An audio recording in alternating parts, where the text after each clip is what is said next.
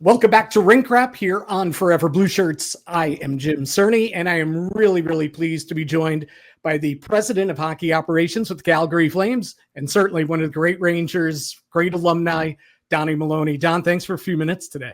My pleasure, Jim. Good talking with you. Yeah. So, all right, indulge me here I promise not to make it more than 30, 40 seconds or whatever, but the very first Rink Rap was 30 years ago, 3 decades ago. The very first one. And I'm a kid trying to make my way in the business, and I'm covering all 3 local teams in the New York area. And so I come up with this wacky idea, I should do this radio show. I've got a radio background, I've been covering the teams for a few years, it's a little financial risk, but let's do it. So I do it. I set it up. And of course, nobody knows about it. There's no internet. There's no social media. There's really no way to let people know. That business plan. I'm not sure about your business plan back then, but business plan was not good. And one of my many faults was that area. But, I had my buddies outside the Garden, the Coliseum, and in Jersey, handing out flyers and everything. New show. Here's what it is. Whatever. Once a week. Long story short, what's the big break I get? I have 3 guests on the very first show. There's Neil Smith, general manager of the New York Rangers. Mm-hmm. There's Lou Lamoriello, who is, I don't know how I got Lou Lamoriello on the show, but right. Lou Lamoriello, then GM of the Devils. Right. But the first person to say, oh, yeah, I'll do it, was the GM of the New York Islanders, then Don Maloney. And the New York Post ended up writing this story about who's this kid who just got the 3 GMs of the whatever. But it all started, the shoe dropped when Don Maloney said, sure, yeah, I'll come on, talk Islanders with you. So anyway, that's probably more than a 45-second wind up. But here we are 3 decades later and me saying, thank you for doing that. A long time ago, Jim, but my pleasure. You're welcome. And then, ended up working, not alongside you, but when you were GM, I joined the broadcast team there with the Islanders and everything and got to know you a little better. And then I worked 10 years with the Rangers with some guy named Dave Maloney as well. Got to know him. Sorry about that. I'll apologize for the whole family. But that's so who had it on their bingo card that Dave would one day end up being a big-time TV star now on MSG Network? Who had it on their bingo card in the Maloney family? Well, we always thought he had a face for radio, and so this is quite a coup for him. But no, I'm very, very proud of him. It's interesting. As you know, in the business, you don't just show up at 6 o'clock for a 7 o'clock game and say, okay, what do you want to talk about tonight? There's so much work and preparation goes. You watch 2 or 3 prior to the visiting games. You have to be around your team. The Ranger inside and out. It's a lot of work, a lot of prep. And I always admired Dave for the amount of time he put in for the radio work. So this is he's been a great partner with Kenny Albert. I think they're going to do a great job. So I'm really, really happy for him. Yeah, and it's funny. Your former teammate, you and Dave, your former teammate, is the guy that revolutionized being an analyst in the National Hockey League, and that's JD. Right. John Davidson was the guy that, you go to the morning skate, you talk to both coaches, you talk to as many players as you can, you get anecdotes, stories, you study, you ask a lot of questions. He's the guy that really revolutionized the position, and Dave, it has just run with it. I mean, he's so intellectual and so into it, and does a hell of a job in that area. Well, JD really set a standard, right? You think about through the 80s and the 90s and where he went, and then he became this global ambassador to the game, the Hockey Night in Canada, and all the great work he did. And anybody that knows John Davidson, the personality, he's upbeat, he's funny, but has a very, very good mind, and it shows the places he's been in his career and.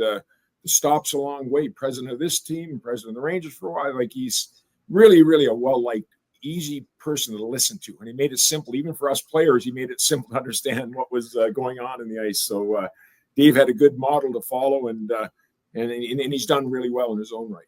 Yeah. So, I guess starting there, JD was the goaltender when you arrived on Broadway in the NHL. And I was thinking about it when I heard that you'd agree, come join us on the show today. I was thinking about your first season. Short of winning the Stanley Cup, could you have scripted a better script, right? You joined the the Ooh La La Rangers, at their heyday. You play on a line with one of the greatest centers ever, in NHL history. You score a goal in your first game. I think it was your first shot. Yeah, I know it was in your debut. You play such a big role getting the team to the playoffs. And then, of course, in the playoffs, you're a point-a-game player. I'm building all this up. Short of beating Montreal in the final, could you have scripted a better welcome to the NHL, Don Maloney?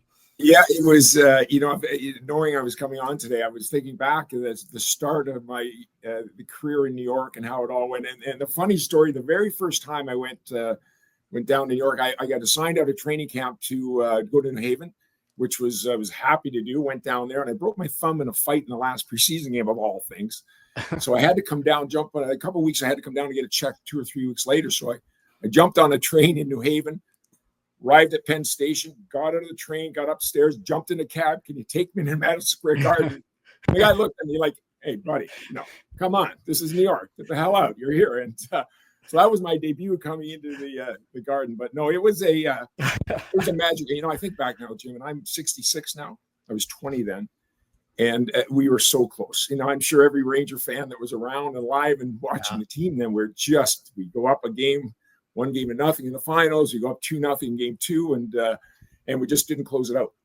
And it's the last time I've been with a team in the finals in all the years I've stayed in hockey. And at my point, I'm either really bad at what I do or how hard it is to win. Yeah. I've really come to appreciate those Ranger teams in '94.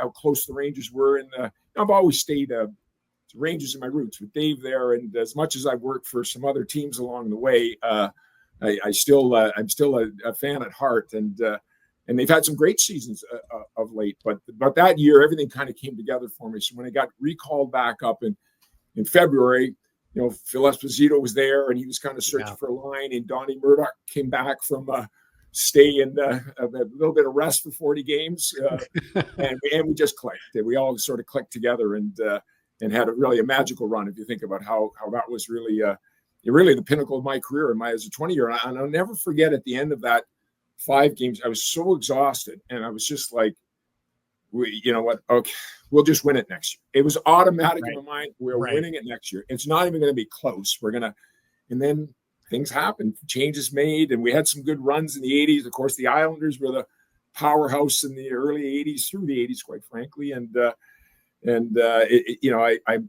feel like maybe I'm getting further away from the cup than closer at 66, but I'm still chasing it, still trying to win it, and hopefully here in Calgary we can have some success in the years ahead. Yeah, and so much to unpack from what we were talking about there, but you did mention, and when the Rangers won it in '94. Well, you got probably too up close and personal a look at that, because obviously in the first round, you're with the Islanders then, and the Rangers. That was. Could you ever have foreseen? Did you have any inkling? I remember at the time, Ranger fans were really nervous. They're like, "Oh, anybody but the Islanders in the first round," even though the Rangers had won the President's Trophy and all that. And then, steamroll, from that first period at the Garden in game 1 all the way through. Exactly. Did you have an inkling that, we might be able to pull an upset here, or was it more, this isn't going to be easy? The one thing I thought through my career with the Islanders, great rivals, same with Edmonton, Calgary out here. It didn't matter whether one team was a President's Trophy winner or the other was a non-play.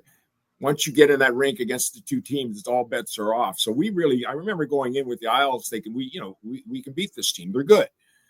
But they really manhandled us in that series. It was men against boys. And again, at the time, as the manager of the Islanders of all things, that was probably the worst thing that could have happened. It's one thing if somebody else wins the cup.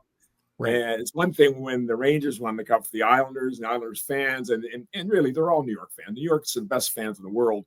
The Islanders are Islanders, the Ranger fans, the Devil fans. They're all great, great fans. And so that was that was tough. That was tough on the island for all of us that were working there, and say, wow, man, there's one thing for Chicago to win a cup.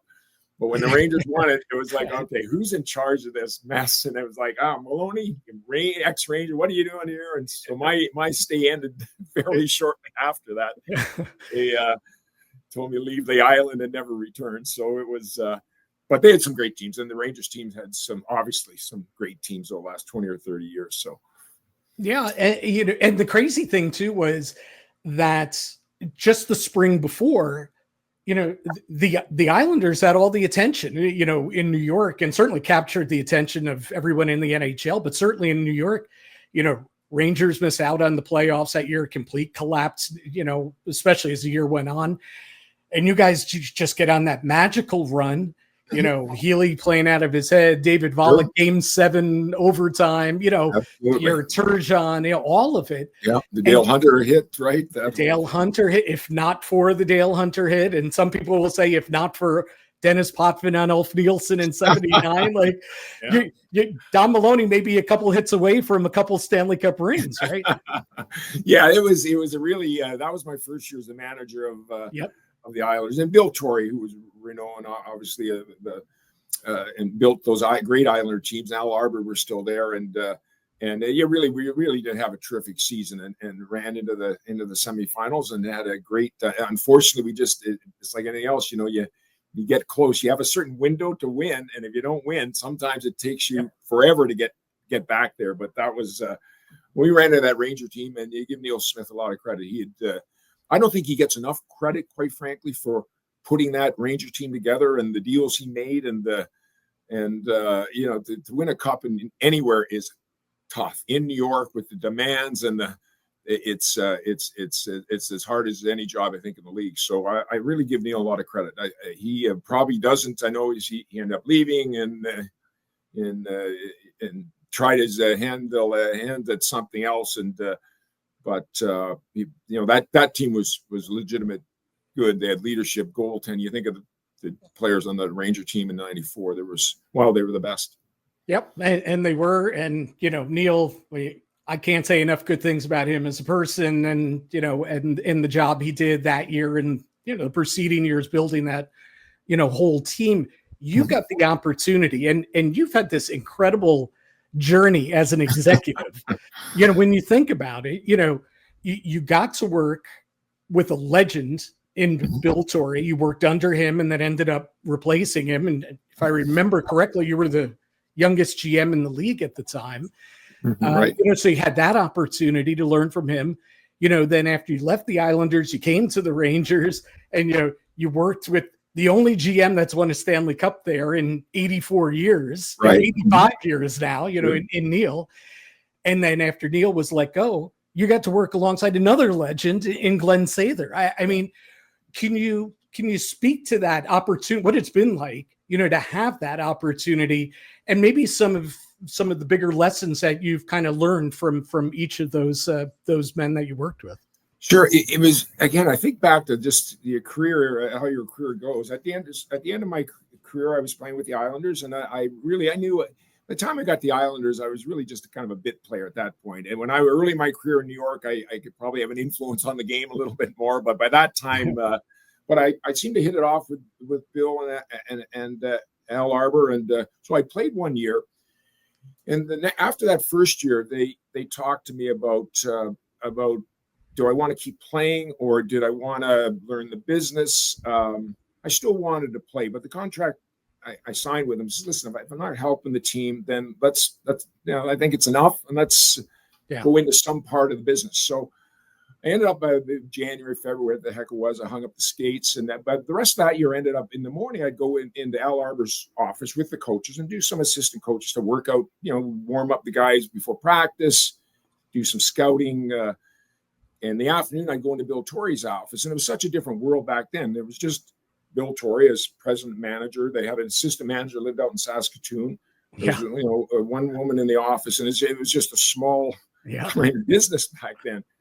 So after that season ended, they first of all, they offered me 3 different things. I could have go and coached their AHL team. The minor said, if you want to coach the AHL team. Al wanted me to come on full time as an assistant with the Islanders. And then Bill Torrey said, listen, if you want to stay in the office, I'll, make you assistant manager, and you can kind of learn the business side. And it wasn't like I had this great design since a child that I want to be. I just thought, well, I can always probably coach. So let me try this business side again. And it was great working with Bill Torrey. Unfortunately for me and him. He ended up, their ownership change in the Islanders. He had sort of had enough. He said, I need a change. I remember Fred, he called me on a Friday night it was probably late June, early July. I said, Don, I'm out and you're in. And I said, Bill, what does that mean? What are you saying? And he said, well, I'm making a change. I'm going to leave, but I've recommended you for the job. And I said, well, Bill, no, I didn't feel at all right. I'm just learning the business. And one thing he said to me, he said, no, you never know when you're going to get your chance. Yeah. I think you can do it. Go in, do the job. And so that's how I ended up kind of going into the Islander job. So I stayed there for 3.5 years. And then, and then after that, there was I got let go. There's some changes in GMs and around the league. I had an opportunity to go to either Washington, Buffalo, or the Rangers. Larry Plow, who had been a longtime assistant with Neil, left to go to run St. Louis. And I really didn't know Neil at all, even though I was a manager. But again, there was such a rivalry there, right? We didn't we weren't chummy, sort of. But I went and met Neil, and we hit it off. And Neil liked everything to do with the NHL club. And then he let me kind of oversee, the other things, the minor league and the drafting and developing, which was great because that's how you really kind of learn the business. And for sure. So the same thing happened. He was there for a couple of years. Those years, they had great teams on paper. Anytime a big name came up, Kovalev, whoever it was, Yager, this was later on. But you look at the team on paper, and there were nights with the Rangers, you'd think it's an all-star team, and you could blow somebody out. But then the next night against a lower place team, you couldn't keep the momentum. And Mike Richter gets hurt, and goaltending was spotty. Anyway, long story short, the teams never always underperformed. And there was a change, and Glen Sather came in, and I didn't know Glen very well. I mean, at that time, I remember as the Islander general manager, one guy said, I'm just never going to do a deal with Glen because he's such a good horse trader. I know I'm not going to win it. If I just ignore him and deal with the other guys, everything will be fine. But and Glen came in, and really, it was he's a really good man. He's one of those people that the more you get to know him, the more you like him. He'd come off a little gruff maybe at times with the media or fans or whatever, but really a smart man and as insightful and astute. And it's no secret that the Rangers had, after the lockout and after they put the salary cap in, the Rangers took off, because then we'd said drafting, develop, and bring some young players in. You could always get the stars to come to New York. Everybody wants to play in New York, but it's when you build your base up. So, and I don't think you look at the Ranger team this past year, and it's really good players, a good team, came out of the gates as good as anybody. But Glen was no longer there. He left the team. I do think they missed him having that kind of senior voice just to calm things down a little bit. I think that was something, when I look from a distance, when I look at the Rangers, I think that was maybe had an impact on where the season went a little sideways last year. So I've been very, very fortunate. It was interesting when I left the Rangers to go to Phoenix at the time. Wayne Gretzky was their coach and managing partner. So again, I knew Wayne. Obviously, played in New York towards the end of the career. I'd known him way back when we played against each other in junior, but not well. But I ended up getting work to work with Wayne for a few years there in Arizona, and another top mind. His mind for the game is, well, we all know it's second to none. His vision and his recall, and so I've really been fortunate to be, learn from good people, and it's now I'm landed up in Calgary of all places, and I came up here a few years ago thinking I'd always wanted to work for a Canadian team, thinking that would be a good experience, and I'm still here. They're still paying me, so I'm still here. But it's a great place. Calgary is I really like the West. I like living in the West. I like living in Calgary. Certainly in January and February it gets a little chilly, but we just finished up the Stampede here. It's a lot of fun, this town, so I'm enjoying it. So again, so much great stuff there, so much to unpack, and we don't have time to unpack it all. But I wanted to circle back to Glen, because I remember when I first met Glen, and he'd been with the team for a little while, and I came in to do what I do, run the team website and all that.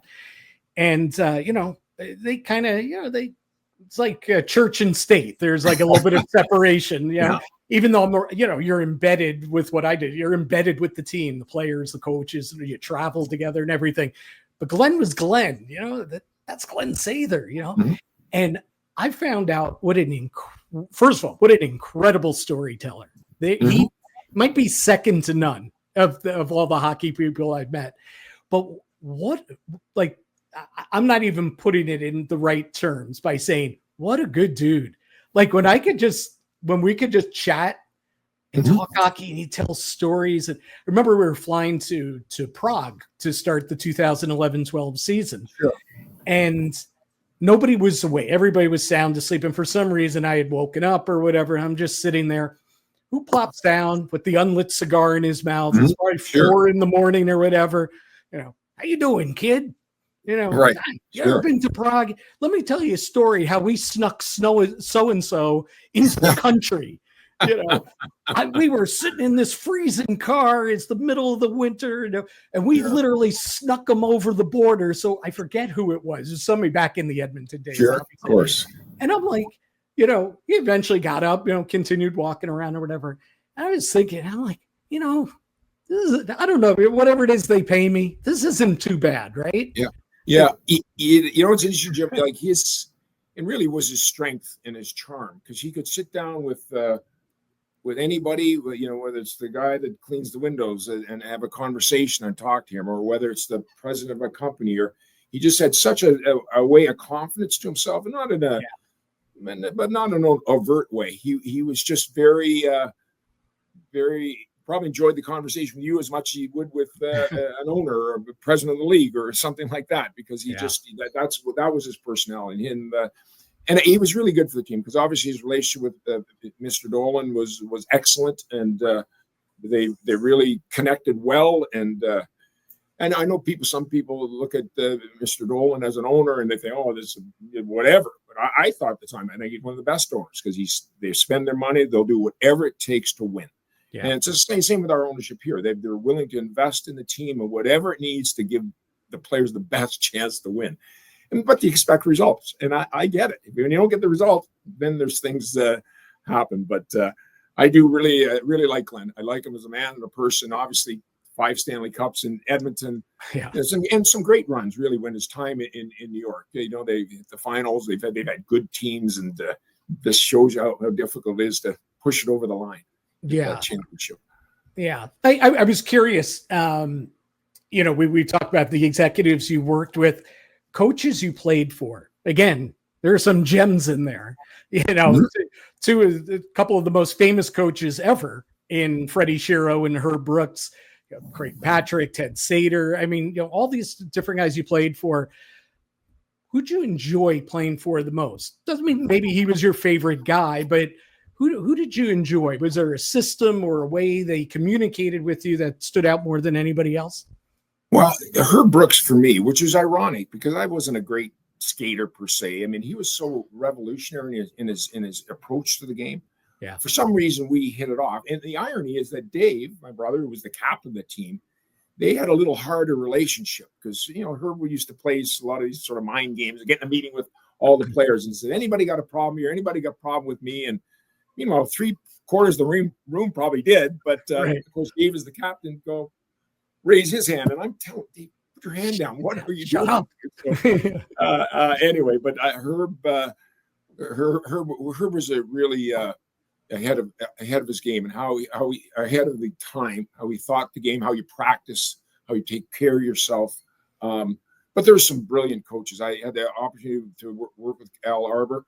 I mean, his insights and his instinct. There's a reason they call him Radar, because he just had that instinct of what was going to happen or who was really going well on the ice that night. And whether you were a Brian Trottier or a Bossy, or whether you're a fourth liner, if you got a sense you weren't going, you'd spend a little more time on the bench. And if you're a fourth liner, you'd get a little more. I think that's the real strength of a coach, quite frankly, that they can reckon. Scotty Bowman, the famous coach, that was his big thing. His game management. His ability to see who's playing well, second to none. We had Daryl Sutter here for a number of years, and he's as good as anyone in regards to his game and his vision and his understanding and his recall. And I always felt anybody can coach players like me, the fourth liners, and just work hard. But it's the coaches that can get your top players, your stars, to buy in. And I look at the job Paul Maurice is doing in Florida, which is just so exceptional. What they've done over the last 2 years, it's no secret they've got 2 cups in their pocket right now. He's got guys to buy into how you have to play, and that's what we're all looking for. It's looking for that special coach that could get your top players to play. Yeah. One more Ranger. Oh, I have so many other Ranger questions for you, but we'll wrap up the Ranger kind of segment here. Steve Valiquette told me once there was a game he started very few games at the Garden, right? Because he backed up Henrik. Henrik played always at home, and Valley would get like that second game of the back-to-back in Calgary or whatever. But he got a start at home, and I don't remember if it was a shutout or I know he played really well, and he was the number one star of the game, and he got to come out, take the twirl. And he said he never soaked in a moment in his career more than that. Being at the Garden, first star or second or, whatever he was, big win. And I remember he said to me, and he and I talk about it to this day. He said, everybody should be able to have a Garden moment in their career. Mm-hmm. He goes, because there's nothing like it. So if I put you on the spot, and of course you had many Garden moments, in your career, starting right off the bat, scoring in your NHL debut at the Garden. I wonder if there's a moment or two where you say, boy, when I think back to playing for the Rangers, that's the moment that I think of. Jim, I can't say a moment per se. Obviously, winning is ultimate for again, you go back to our first year and beating the Islanders in 6 games at home. To me, at many moments, it's really more my memory is the crowd and how loud it was on the ice in the playoffs, whether we had some series against Philly and the Islanders, and just how there were times I'd come to the back to the ice, my ears were popping because it was so loud and the fans were on top of it, and it really was such an exciting atmosphere. So I can't pick, the playoff runs we had we had a good run in '86. We had our moments in the early 80s where we get to the semifinals, but my whole thing is the Garden coming out in the ice like at the start of a game. I always just really enjoyed that because you could just feel the energy in the building.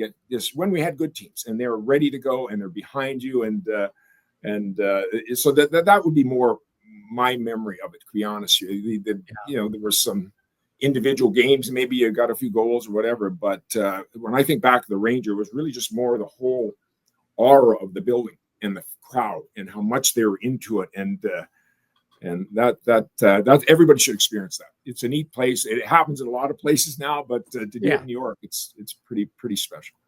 Well, I know obviously you got to get back to the business of running the Calgary Flames. Just quick question or two about where you guys are at, because boy, that's a hell of a tough division. You had a strong finish last year. You just miss out, but you got a lot of really good young building blocks there starting in goal. I mean, Dustin Wolf is a it was an interesting year. Craig Conroy, our manager, did a really good job. You think back the year before, we had a number of players that were in the last year becoming free agents, and we really had to make some moves with some very good players that were here. So we were in this little retooling, but I think it started camp last year. Our attitude was, we're a playoff team. We're going to get there. Minimum expectations are get there. In the meantime, we know we have to rebuild the base up, but there's enough good players here in the Kadris and Huberdeaus and leaders, and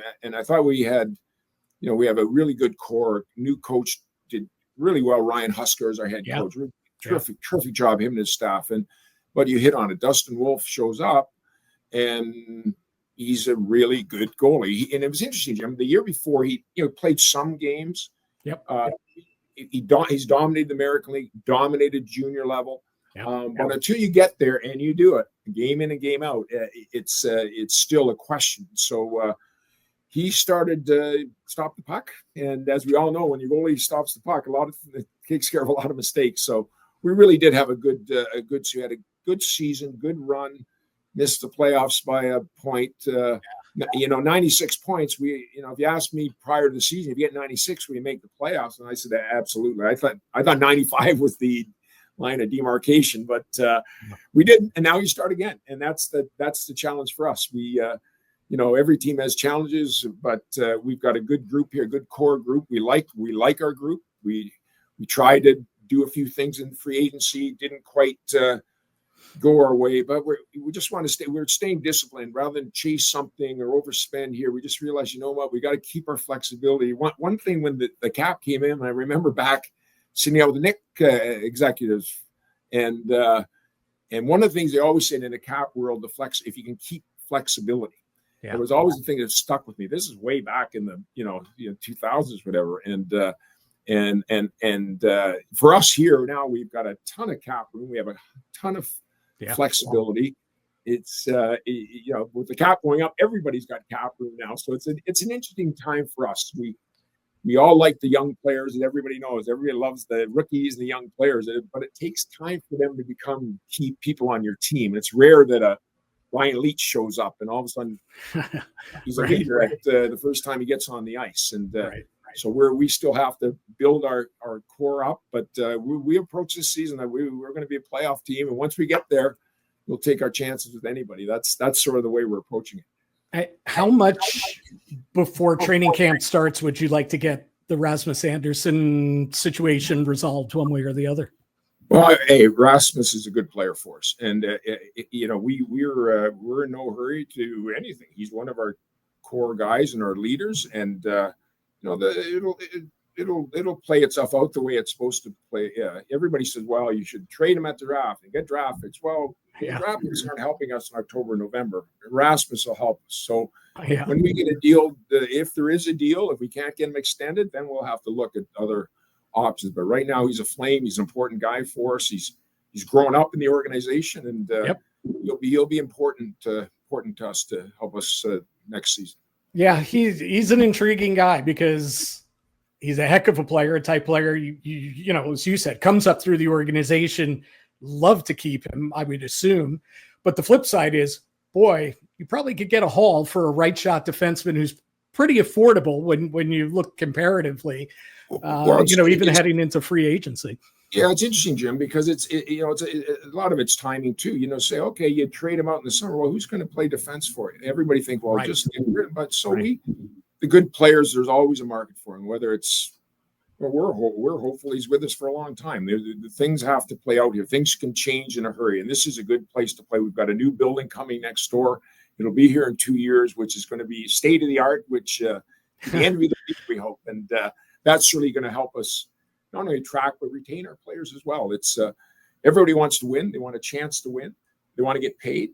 And but the one thing with Calgary, it's a very strong ownership group on down, and they're prepared. They know what the cost of a winner is. They're prepared to spend. It's just for us in the hockey side to make good decisions. And I think back in the 10 years I was in Arizona, where people ask me constantly, well, why doesn't it work there? Why didn't it work there? Why?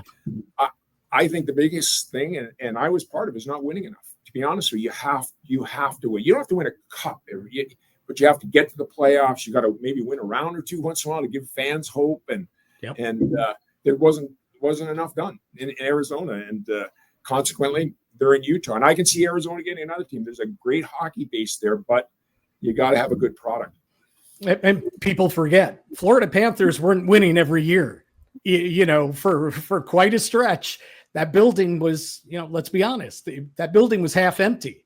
Absolutely. And it was a struggle, but they stuck with it. They got it right. I think it's even harder in those non-traditional markets, southern markets. And you see the teams that have had success. The Tampas, they won in 04 or whatever, and Carolina had and they've had a very stable franchise. It's the teams that struggle, and you don't get the playoffs, and that's why there's no team in Atlanta right now. But they're a prime big population. They may get a team in the next 5 years. Who the hell knows? But I think the only team I always thought is like Toronto, New York. You can get away with losing for a while because people still come. They may be miserable and boo the hell out of you. it's it's a challenge, and the Canadian market is a whole different animal too, because people do really care. We play Edmonton, and then when we beat Edmonton, like the whole city picks up. It's really an amazing phenomenon, and consequent if it goes the other way, and you can see those Edmonton team, they are really good, which makes us be better. We have to be better. We have to find a way to challenge them, and but it makes for great hockey games and good rivalry. Absolutely. It's a great rivalry. You've been a part of a couple in your career, to say the least. Donnie, listen, I could wear you out, but your PR people will come after me and say, never again will Don Maloney come on and speak with you. Not at all. Got stuff to do. But I really appreciate you joining us today. I mean, this is, for me, it's been a lot of fun, and I always love your insight and sense of humor and all of it. I appreciate it. Anytime, Jim. Sure. We'll stay in touch.